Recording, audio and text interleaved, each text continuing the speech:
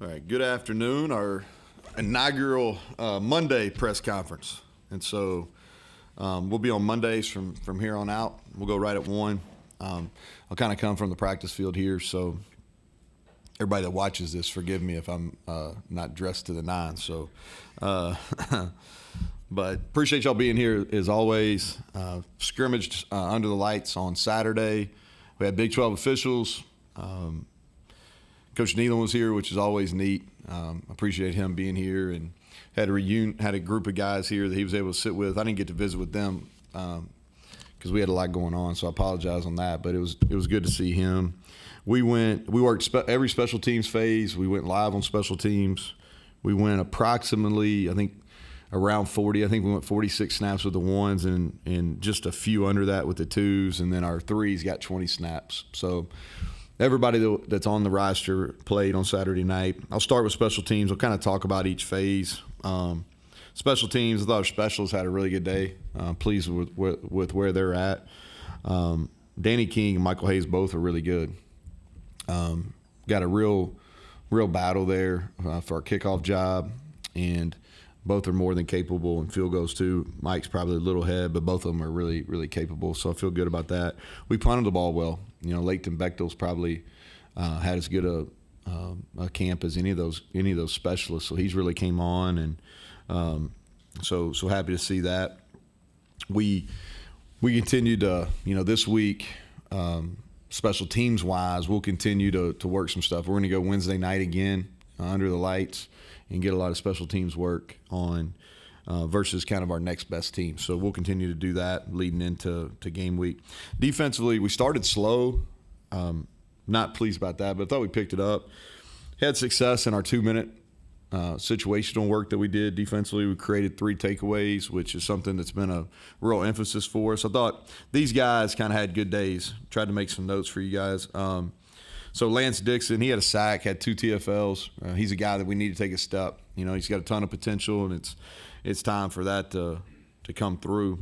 Hershey McLaurin had his best day of fall camp. He had 7 tackles, had an interception. He would have ran back for a touchdown. And then I thought at corner, Beanie Bishop and Malachi had really nice days. Trey Lathan and Tyreek Austin Cave were around the ball bunch, and then Hammond Russell, he had a TFL, he had a sack. And then Corey McIntyre, true freshman, I haven't mentioned to you all. Yeah, he made some plays. And he's got talent, and I think he'll be able to help us at some point this year.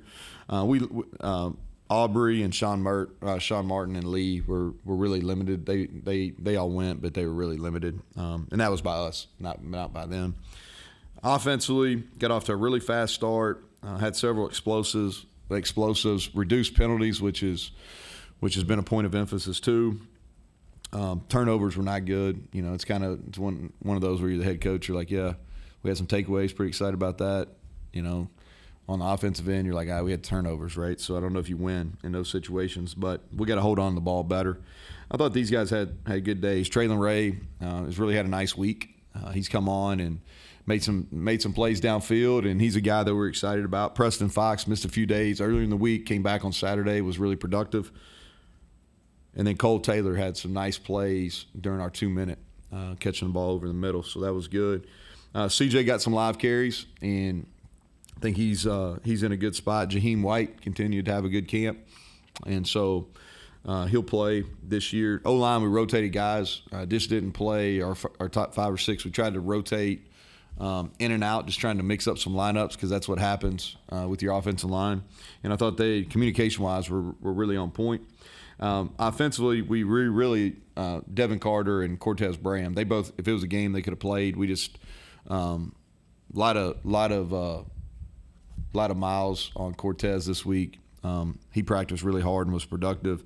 And then Devin, we just held for precautionary. So, and then this week, kind of what the plan is we got a mock week. And so everything from doing the press conference on Monday to how we practice on Monday, the only thing that we're doing off a normal schedule is Wednesday evening. And so we've got an athletic staff meeting on Wednesday morning, plus just really feel like we need to get under the lights one more time. And so we're going to do some teamwork under the lights in the stadium on Wednesday night, and the rest of the week do a mock game on Saturday, and then Work a little bit of Penn State this week, but more kind of getting ready for the season in totality, and then full throttle on Sunday with Penn State. So with that, I'll take questions. So with all that, getting through 3 full weeks, is the two deep gone from pencil to pen in many places, or where are you in terms of getting that set? No, I've got a really good idea, and I say but we've got a really good idea who we're going to play and who will start the game at pretty much every position. There's a couple battles that are still going. Will linebacker that's going to carry on. Who's going to be the 5-0 lineman, and who's going to be in the group that's going to play. The two deep for receiver is going to continue to go through this week. But there's a couple battles just to see, hey, they're going to be in the rotation, they're not going to be in the rotation, and that's why we're going to, that's one position we want to see. That's why we're going to do some teamwork on Wednesday night, and then on Saturday after the mock game. Trying to go through here as far as just position battles going on. Those are the main ones as far as needing to see more. Y'all want to know about the quarterback. I know who we're going to play. I know who's going to start. I don't know if we'll share that or not. But yeah, that's been decided. When you travel, are the places on the bus, are they all full, or you still got opportunities for guys to get on that travel roster? Yeah, Wednesday and Saturday we'll continue to get some work, especially with those guys. We can carry more people on this trip because it's a non-conference game, so we'll take advantage of that rule. We'll try to take as many as we got room for at the hotels. And so we'll do that. But, no, some of those special teams jobs are still up for grabs.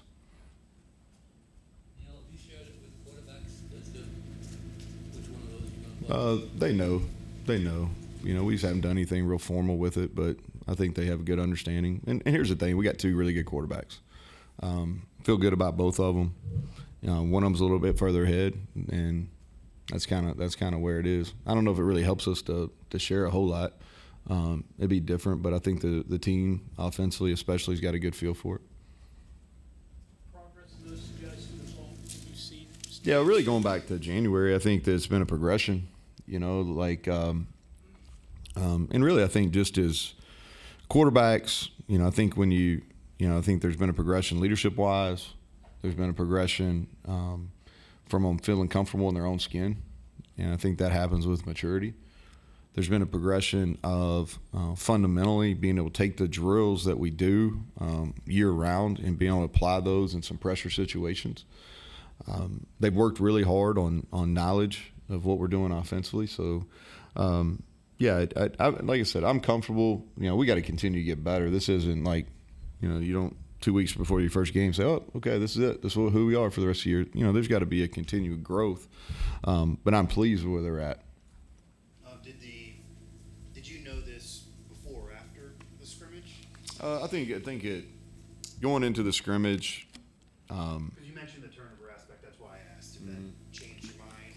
No, it kind of verified kind of what had been happening throughout camp, Mike. It's and just one, it's both guys have gotten better, but one of them's performed at a higher level, and we're going to continue to push them. We're going to continue. We can play both of them in the game. I mean, I feel comfortable with both of them. It's just it's been clear who's ahead at this point. Was it at all, in terms of your expectations going into the competition? I know that it was a fair competition, but how did it play out in terms of your expectations? Were you surprised by anything? Or? No. I mean, I don't know. Like, I didn't really have for the competition. You go into this kind of, and it was 9 months. You kind of go into it open-minded, and you got the parameters that you're going to hold it and how you're going to do the reps and everything. We stayed pretty consistent through Saturday with that, and I don't know if surprised. I think it's been something that's. Just because you had more film and more. Yeah. You got there's a big data base. You think about 15 spring practices. You think about winter workouts, spring practice, through the summer OTAs, into fall camp. There's a lot of data points. And so this is who rolls out there first in the game. It's been decided over a lot of data points. So surprise wouldn't be the word that I would use, but I'm comfortable with how it's went. line and their rotation. 7, 8, where? Yeah, 7. I think 7's where it's at right now. You know, I think the 6 that played last year and Nick Malone has really moved up. You know, and I wouldn't necessarily, not going 1 through 7 with them, but those are the 7. The 6 played last year, and he would be the 7th. And I think there's competition continuing for that other group. Do you truly rotate the No, I just 6th think and 7th, or how do you? so. I think we get 7 ready to play, and I think there are 7 that are ready to play.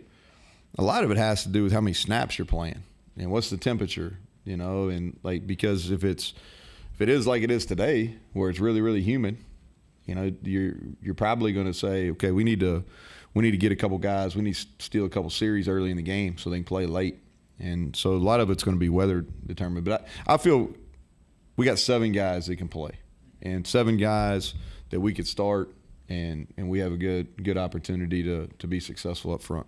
What did the quarterbacks in the line? Yeah, fire away. You said like you just know when it feels right. Mhm. Was there one? Well, what I said, Mike, is like you said this in the past. Yeah. Right Like now. what I said is like it's usually pretty clear. Yeah. Okay. Yeah, it usually happens. You know what I mean? Like they usually one kind of separates. Yes. Apologies for that. But No, you're fine. I'm glad you clarified. But was there, of all the data and the things you examined, because you tracked darn near everything, was there one distinguished thing that separated consistently that made you say this is? So decision making. Okay. Yeah, decision making in over a long term, and decision making in overall accuracy. I think that's kind of where it's at. And again, this isn't a negative on either one of them. I feel really comfortable with both of them, and we haven't really got into our Penn State game plan, but you know, definitely could play both. And then Sean scrimmages, I think that's probably the most he's done, like in a real formative setting. Where is he at as far as being? Work in progress. Yeah, he's a work in progress. Here's what Sean is. So you got to understand kind of where he came from. He came from really good. Sean Martin. I thought you were talking about Sean Boyle. No. Yeah, I thought you were talking about Sean Boyle. I'll talk about Sean Boyle, and then I'll talk about Sean Martin. So Sure, go ahead. Sean Boyle's coming from a traditional under center offense, and he a great high school program, and so the learning curve's steep for him right now. And now he can really run. Like Sean is legit fast, and he's strong, and we gotta get him fundamentally a little more sound so he can be consistently accurate more. Sean Martin, he's been practicing at a limited. When y'all been out there, he's been in a green jersey. So we got levels. Like we got red, which means nothing. Like he really can't do much of anything. We've got green, which means they can basically practice. We're just trying to limit contact. And so he's been in a green the whole time. That's coming off tomorrow, and so he'll be ready to go in 2 weeks. He played a lot of ball. And then turnovers, mistakes, they're all bad, but are there worse situations? Red zone, 2 minute. Yeah. So the ones that really, you know, it's an internal fight, right? So you really want to get more takeaways defensively, but as the guy leading is calling the plays offensively, like when you have a turnover, you're like, that's as bad as you. That's as negative a play as you can have. And so one of them was we tried to force it when just sort of scrambled and gotten down. And that was kind of in the fringe area where we would have had a chance to make a field goal if we just tucked the ball and got to the line of scrimmage. And so that was frustrating. One of them was really created. It was from the backside. And then one of them, the running backs put it down. You know, it was a younger guy.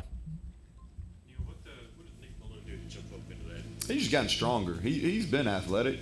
You know, if you watched him in high school, he was a guy that was kind of thin in high school. When I say thin, 270. You know, he's 6'5", so like he was thinner in high school. Really athletic. Played basketball and was really athletic. So it's been a kind of a 3+ year process getting him to 305, and he's played some. You know, he started on our field goal team. I think he played in almost every game last year on offense at some different spots. And then he's worked on the punt team as well. And so he just consistently, he's gained weight and gotten stronger. And so that's what's given him an opportunity. And the other thing too is he's had patience. Like he's kind of been self-aware early in his career and what he needed to do to get better. And now he's getting some of the fruits of that. How do you feel about your receivers, number-wise at least? We got plenty of bodies. I think body-wise, we got plenty of those guys. It's been kind of a fun deal. And let me say this: I think Bilal's doing a really good job.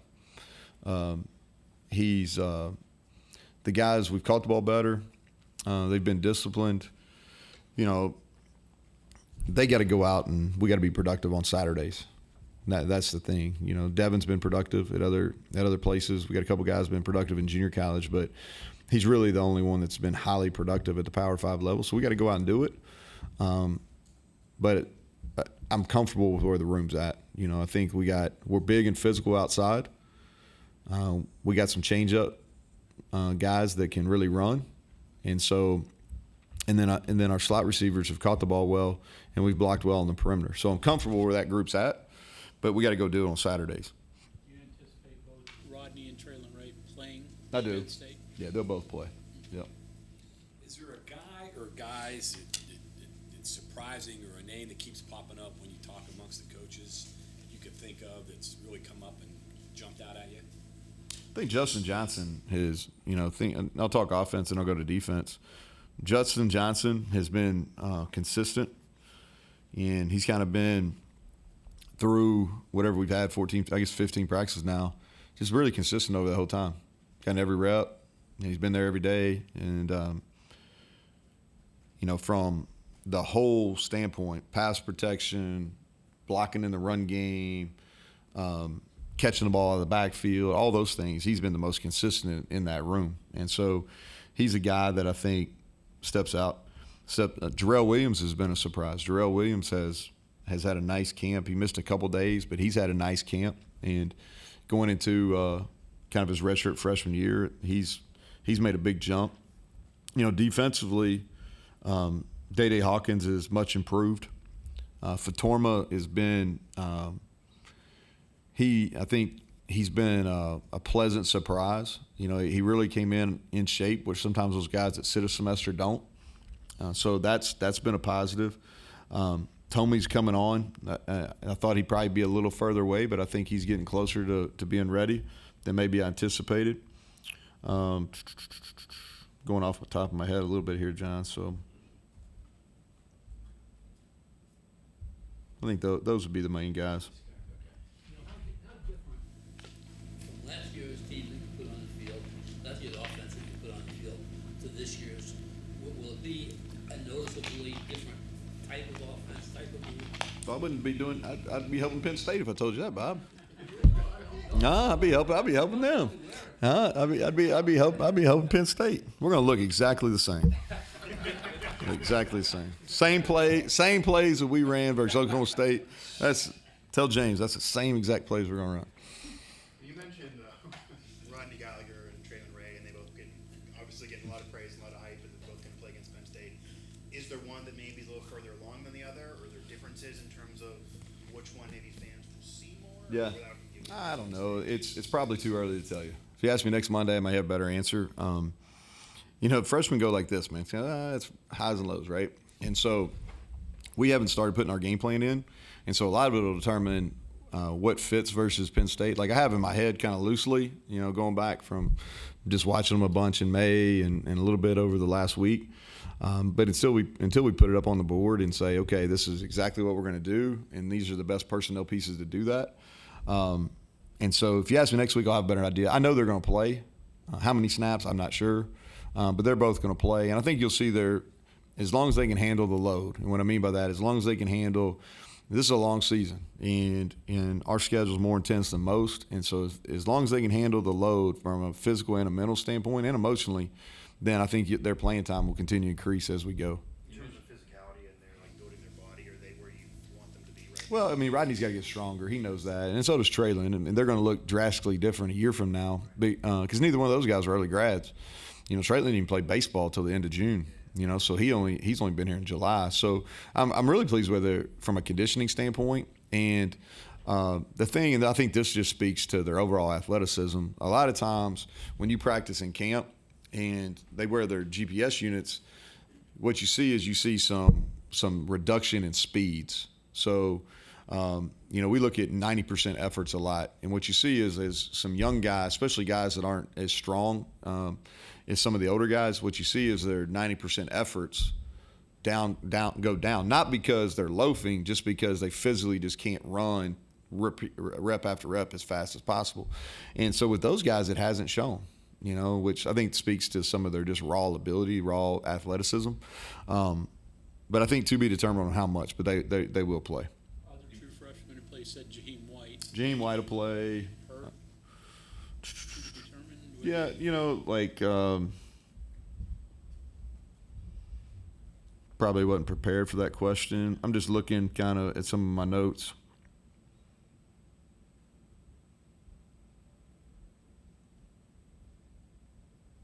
Hurd definitely has a chance. There's a couple more. I might be more prepared for that next week. So I think there'll be a couple more. There's going to be more on special teams for sure. I don't have all those depth charts just memorized in my head yet, though. You mentioned, Will still on goal. Have you pared that down some, or is it still pretty much wide open? Yeah, I think we got to be ready to play multiple linebackers. I think it's going to be a little bit of a feeling out process too. I think we're getting as many as 8 ready to play. I'm not saying we'll play that many, but we're getting as many as 8 ready to play. And I think that's going to be an ongoing deal. I don't think you're just going to see a starter and he plays every rep. Neal, so Virginia Tech and Pitt were more modern rivalries. Mhm. Have you gone back and talked to, Coach Neal or anybody about what the Penn State series was like? I don't know if that's healthy for us to look at the Look at the records. Yeah, probably not gonna dig too deep into that one. Now I am gonna. Coach has some fond memories we'll bring up, but though win-loss deal is not too favorite for the Mountaineers in this one. You said you worked a lot of special teams. Is there any people who specifically flashed on special teams for you in the scrimmage? Yeah, I think that from a special team standpoint, is some guys that they're going to be major factors for us. Defensively, Jai Favaris has really grown and kind of accepted that role. He's been really eager. Torres Simmons is a guy that's going to be a special teams factor for us. Caden Beiser, and then Beanie Bishop has come in here and Marcus Floyd. Marcus Floyd is grown into a real somebody that we really trust special teams wise. And then on the offensive side of the ball, Hudson Clement has had a really good camp on special teams. Jarrell Williams is done that, and then Justin Johnson. So those are some guys that I think that have been real steady throughout camp and all our special team stuff. You mentioned this before, and I'm just curious as a coach how you sort this out in your mind. When you watch a scrimmage and your offense is going up and down the field or whatnot, is my defense bad? Or if the defense is stopping the offense, is my offense bad? How do you sort all that out? Well, the good thing is you can control it to some point. If you want to go into it and you want your defense to have a good day, you can kind of force that to happen. If you want your offense to have a good day, you can force that to happen a little bit. Now, guys still got to make plays, but you can put them in really prime opportunities on both sides. When you go into it, like Saturday, we just went in, and it wasn't like it wasn't one side was just way ahead or anything. But we've really approached these two scrimmages as just, hey, let's just go play ball and let's see, not necessarily schematically. I'm not worried about it. It's just like who stands out on Saturdays. Yeah, that's what we did the last 2 Saturdays. And so, but that's one of the hard things. That's why you all have heard me talk a couple times about, hey, having joint practices, or because you really don't know. You really don't know, because when you go against, it's not that you practice against each other for 25 times in fall camp. You practice 15 times in spring. They go out there and throw all the time during the winter and during the summer, and they run the same concepts and they run the same coverages. And then you go OTAs where you don't really go to each other, but you can sit there and hear each other making calls, and then you go into fall camp. So sometimes you don't get a realistic picture because, for instance, O-line versus D-line. Well, the O-line may know what the movements are. Or there may be a giveaway because they go against them every time. Defensively, they may know a code or something the quarterback says so they can cheat the system a little bit. You know, so I don't – it's frustrating from a college standpoint because you sit there and watch the preseason games and you're like, man, I wish we had a couple of those. You know, because the NFL's they're figuring it out and they're getting used to the speed. And, you know, those games are so, you know, we're talking about true freshmen. You know, what if a true freshman had a preseason scrimmage or at least a closed workout where they could, oh, yeah, this is what this looks like. Okay. But we don't, so kind of go with it. I know you pumped in like crowd noise and that during the recent practice we're at. Did that occur at the scrimmage as well? Yeah, we're going to get it really loud starting on Tuesday or Wednesday. Not Tuesday, Wednesday this week. And that'll carry through all through next week. Yeah, we gotta get ready for that. It's going to be loud. Some of the work the receiver was just trying to find spots for guys inside, outside. I don't know that you'll answer this, but I'll ask. But like, Right. have you sorted out who's an X, who's an H, who's an inside, So- who's an outside? Yeah, I hope to do that kind of midweek. We've got a good plan. You know, there's certain guys like Devin and Cortez, like those guys are going to play outside. Preston has the ability to play both. Jarrell Williams has the ability to play both. Aaron has the ability to play both. And so Rod's going to be an inside guy as a true freshman. Traylon Ray's going to play outside as a true freshman. Hudson's got the ability to move around. And so there's some guys with some flexibility. Guys that are new to the system are just a certain body type. We're going to keep them in just one spot. Coach, this time last week you were talking about, this past week was going to be the most important week of fall camp, and it was going to be the roughest week of fall camp. Was there any position group that looks better on the other side of that, and how did that meet or miss or overpower your expectations? Yeah, our D-line. I think D-line is, as we increase their workload, they got better, you know, and I think it's helpful because they're going against a really good offensive line every single day, and so they either get better or it's going to be long afternoon or long mornings for them, and so they've gotten better and they've approached each day with a growth mindset, and I'm appreciative of how they push themselves, how they're handling themselves. But I think if you talk about one position group who changed the most over the course of last week, it'd be that group. Okay, thanks, Coach. All right.